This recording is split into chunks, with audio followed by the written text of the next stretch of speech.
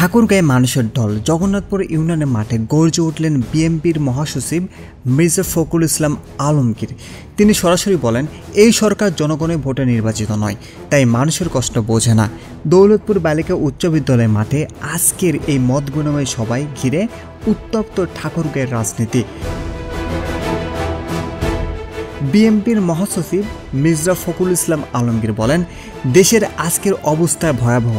Gas নেই, বিদ্যুৎ নেই, দ্রব্যমূল্যের আগুন পুড়ছে সাধারণ মানুষ, কিন্তু সরকার শুধু ক্ষমতা আঁকড়ে ধরে আছে।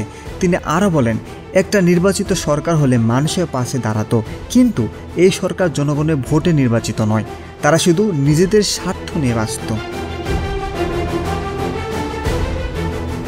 তার কণ্ঠে উঠে আসে দৃঢ় বার্তা।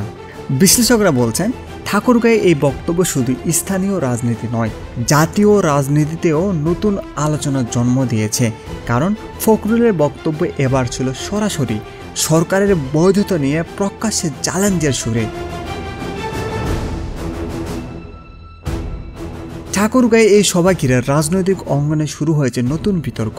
জনগণ এখন অপেক্ষায় এই বক্তব্যের পর রাজনীতির মাঠে কি ঘটে।